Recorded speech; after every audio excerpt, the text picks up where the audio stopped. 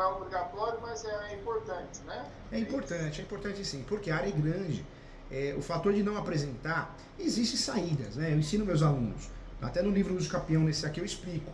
Quando o cliente não tem condições financeiras de fazer o georreferencial, a topografia, existem saídas. E uma saída inteligente é pedir antecipação da perícia. Por que antecipação da perícia? Porque você vai gastar uma vez só. Porque normalmente o juiz vai pedir a perícia topográfica, né? Então, o que dá para você fazer? Você pede antecipação da perícia e gasta uma vez só. Mas no seu caso, como é um imóvel que vale... Mas a perícia, quem faz a perícia? Que é o próprio Estado, quem vai fazer a perícia, sei lá... Não. Como que funciona? Deixa eu te explicar. Na verdade, o Poder Judiciário, o juiz, a juíza, ele vai nomear um perito. Perito é alguém que entregou o currículo para ele, alguém da confiança dele ou dela, do Poder Judiciário, representado pelo juiz e juíza. E esse perito, né, juiz e juíza, nesse momento é chamado de perito, ele vai lá fazer a planta mineral descritiva, por mais que você tenha juntado a sua. Porque ele ou ela, né, quem for nomeado, vai fazer o quê? Um levantamento topográfico, que é a planta mineral descritiva, para saber qual que é a área real que você tem a posse. Para ver se você não está mentindo em relação à sua planta mineral descritiva que foi juntada, entendeu? Então, não é o Estado, na verdade, é um profissional que também presta serviço para todo mundo, de forma particular, mas naquele momento ele foi convidado como perito porque foi convidado pelo juiz. E vai receber de você que vai pagar ele, o autor. Quer dizer que se você tiver feito por conta própria, na hora que tiver a perícia oficial do processo, vai ter que fazer de novo. Vai ter que fazer de novo. O judiciário, ele erra muito, né? Eu hoje atendi também um advogado que o juiz estava analisando se ia pedir a perícia, mas era um juiz do interior. O juiz, eu acho que foi o primeiro caso de uso capião. Não existe isso. No uso capião, sempre o juiz vai nomear um perito, né? Porque o perito ele vai confirmar o tamanho da área exata, até para o cartório fazer o registro direitinho se você ganhar ação, entendeu?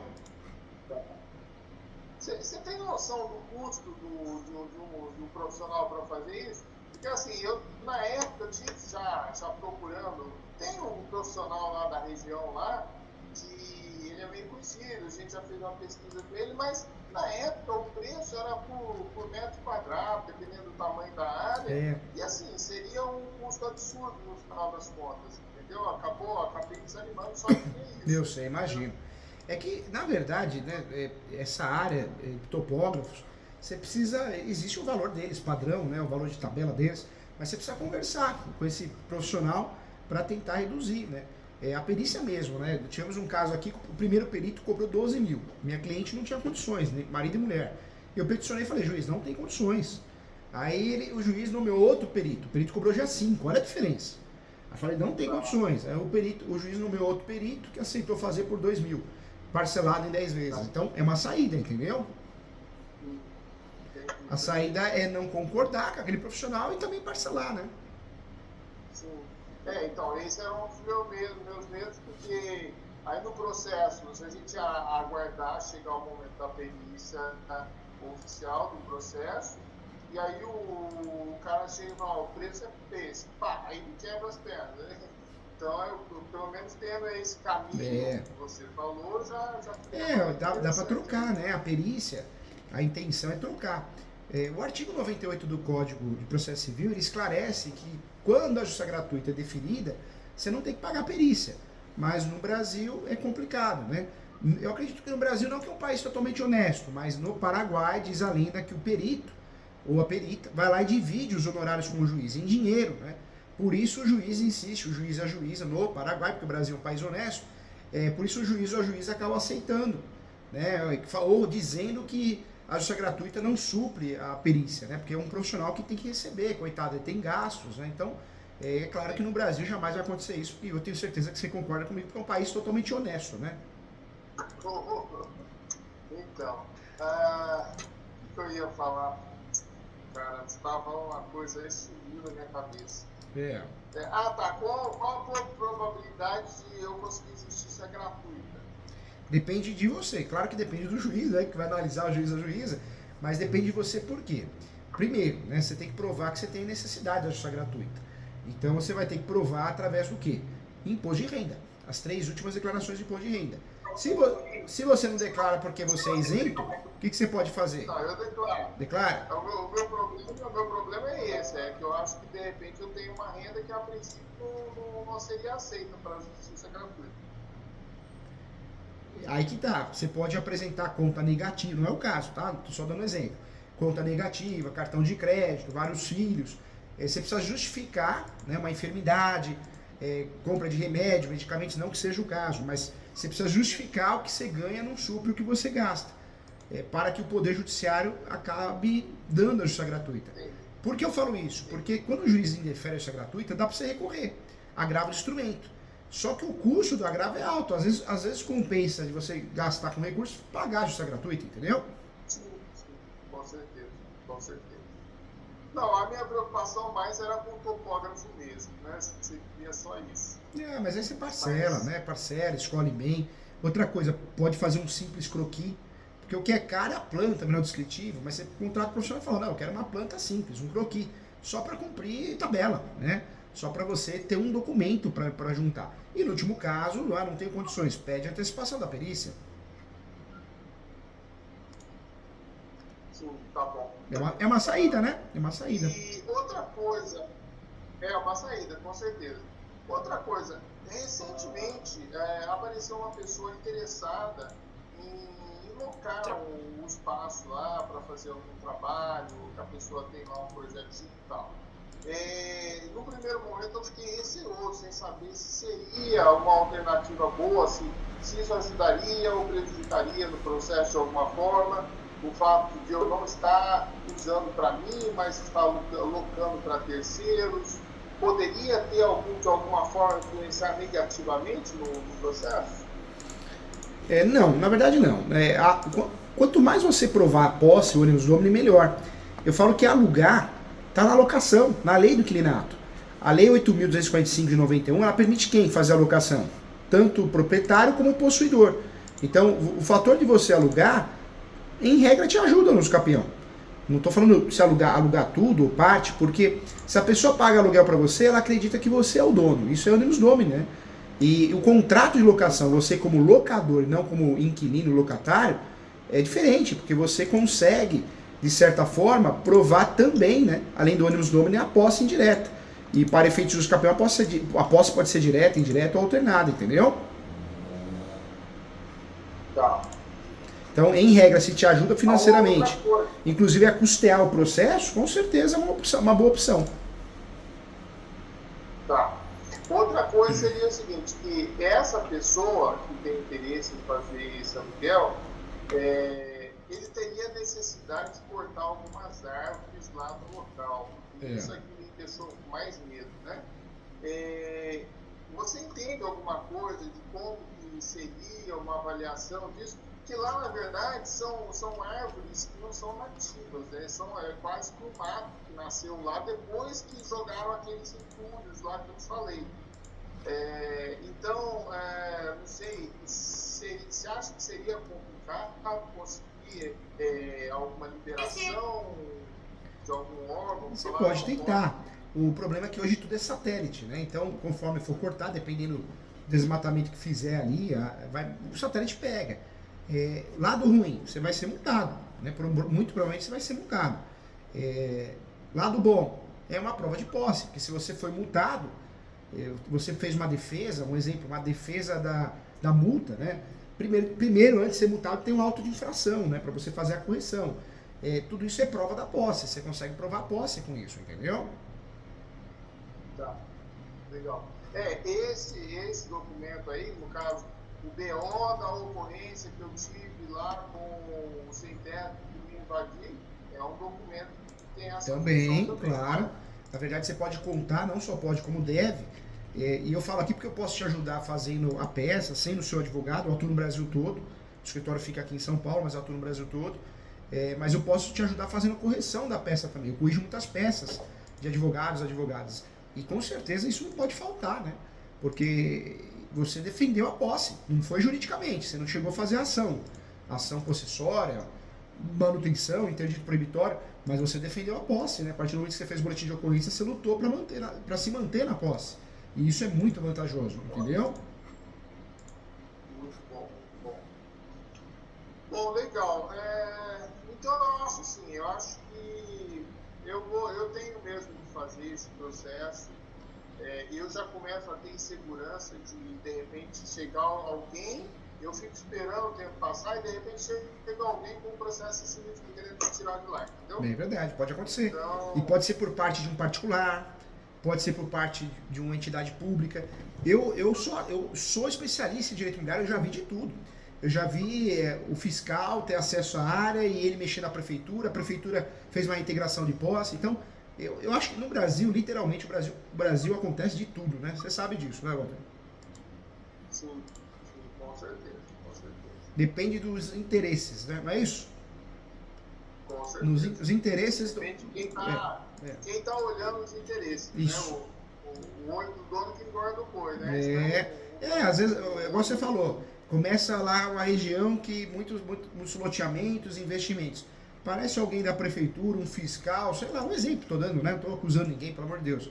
Mas aparece alguém que louca para fazer dinheiro, pode ser que vai te perturbar lá, né?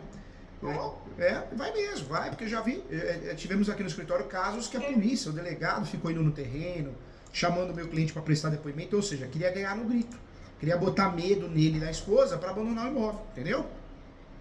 Não, ali eles fizeram isso comigo, eu não te contei ainda porque é tudo muito rápido, né? Mas teve uma situação assim também, que do outro lado da avenida, onde eu tô, tem o meu terreno, do outro lado tem um terreno bem maior do que esse que eu tô. Como eu disse, ali é uma área verde, né? E teve uma pessoa que pegou essa propriedade do outro lado. Chegou antes de mim, então ela pegou aquela propriedade lá. Mas ele estava de olho nesse terreno também, ele queria pegar. Só que aí eu peguei antes dele pegar. E aí o cara tentou criar uma situação lá para ter medo, para me tirar de lá, né? Inclusive ele chegou a colocar, sabe aqueles blocos de interdição, aqueles blocos completos? Sei, pesadíssimos, né? Isso, ele chegou a colocar aquilo lá na entrada da propriedade para fazer eu pensar que era a prefeitura ou era o órgão público interditor, entendeu? Precisa tomar cuidado, mas, eu sempre falo. Eu falo para os meus alunos, né, com muito carinho, eu dou muito curso de uso capião. O uso capião não pode ser aventureiro. Você tem que entender, você tem que gostar, entender muito de direitos reais, de propriedade, direito civil, porque é uma ação diferente, né, das outras. Copiar no Google, o que você acha no Google, só que a besteira que você vai fazer e vai para o prejuízo que você vai causar é irreparável, né? Precisa tomar cuidado. O uso capião é uma ação muito séria para você fazer no escuro, né? Sem conhecer, sem ser especialista, é algo que pode prejudicar muito, porque o uso capião, a ação em si não é complexa, mas a estratégia tem que ser bem desenvolvida para você não perder a posse, né? Alô? Parou aqui, travou. Voltou? Alô? Oi, Walter, eu tô aqui. Voltou, agora voltou. Firmou. Alô? Firmou de novo, né? Oi, Walter. Alô? Peraí que vai voltar. Voltou. Agora voltou. Alô? Firmou? Tem hora que dá um sinalzinho seu, mas muito pouco, a maioria tá travado. Agora foi. Alô? Oi, voltou. Não tá voltando, não.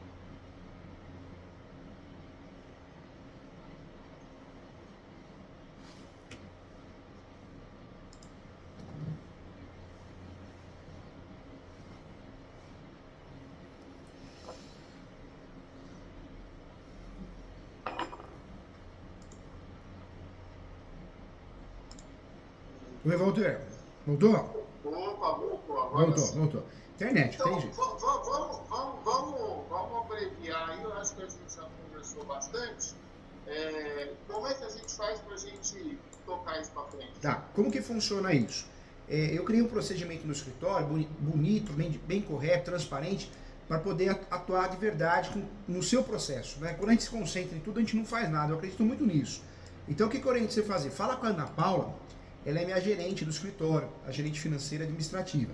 Fala com ela por telefone, por WhatsApp, por e-mail, do jeito que você quiser, pessoalmente, agora, amanhã, o dia que você quiser. Fala com ela, fala a forma que você quer pagar, como que você quer parcelar isso. Ela vai pedir seus dados pessoais, ou cópias de documentos, e aí você manda para ela vai fazer o contrato de honorários, vai te mandar um contrato padrão nosso aqui, você vai ter sua cópia, vai assinar a procuração, declaração de pobreza se for tentado, isso é gratuita, vai fazer um resuminho do caso para mim, para me ajudar, eu tenho o meu resumo que eu faço aqui depois do atendimento, e aí eu vou unir ela vai mandar a ordem de serviço para mim. Quando vem a ordem de serviço para mim, eu faço o processo, né? E aí te passo o número do protocolo, tudo certinho, tá bom? Tá legal. Da outra vez, você chegou a me falar alguma coisa, que se eu precisasse, você tinha como me ajudar aí. Se eu precisar fazer, por exemplo, um contratinho de aluguel ou de comodato lá para o rapaz que está na chácara, você poderia me ajudar? Na verdade, eu já tenho, eu acho que eu não vou precisar, mas a prestação de contas, talvez eu precise dos meus gastos mensais lá, eu preciso de alguma orientação. Eu já tenho bastante organizadinho já. Ótimo. Mas tudo isso daí, se eu precisar de algum apoio em relação a essas coisas todas... Com certeza. Você pode falar aqui no escritório, a doutora Letícia, a doutora Mello, que é as advogadas da minha equipe, vão te ajudar. A intenção é te ajudar para ganhar o processo, tá? Com muito carinho. Legal. Tá bom? Legal. Então ficamos assim. Eu vou conversar com elas, a gente vai fechar negócio. E aí, então, da sua parte, eu só queria essa segurança de que não corre o risco da gente perder o processo por chegar na mão do juiz antes dos 10 anos. Tem como na verdade, existe essa tese já há algum tempo, né? A tese da posse complementar. Então você não vai perder em virtude disso, não. Na verdade, pelo contrário, né? Você já está sabendo que você precisa que esse processo dure 3 anos. Então é isso que você vai fazer. Fazer com que ele dure 3 anos, né? Pelo menos 3 anos, entendeu? Tá bom? Tá bom então. E volto a falar, no seu caso, Walter, com muito carinho, além de você regularizar esse imóvel, você vai ter um documento para ter um pouco de paz, porque você gosta do local, realizou um sonho, tem objetivos e está investindo cada vez mais. Agora hoje, se a polícia bate na porta lá, pega a pessoa errada, que documento você vai apresentar? Você não tem. Então você precisa dessa distribuição do uso capião para ter segurança. Fala, opa, peraí, né? Aqui ninguém me tira não, ó. Aqui, ó. Eu tenho um protocolo de uso capião.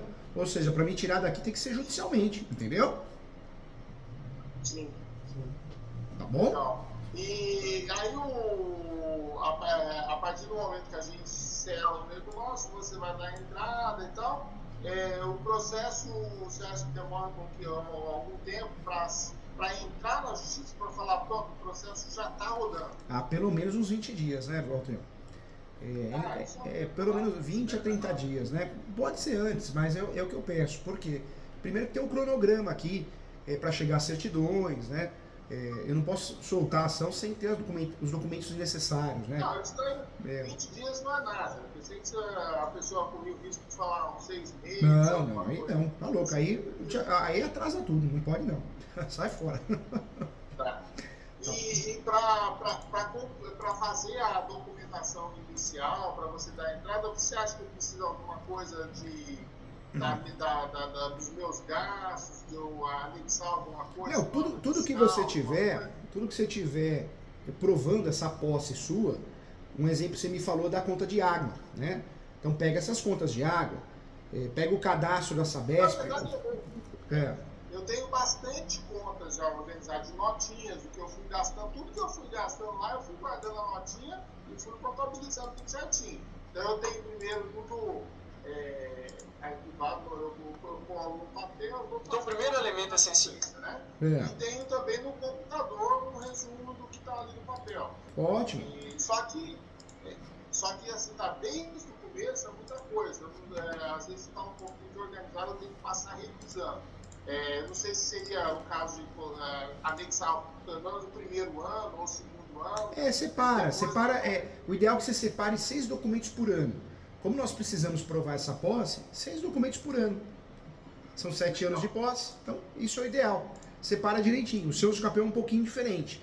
Por quê? Tem que usar essa tese do vício registral. É possível fazer uso capião de imóvel sem matrícula, porque não é só o seu caso, tem vários imóveis sem matrícula no Brasil todo. Então tem que trabalhar isso também, tá?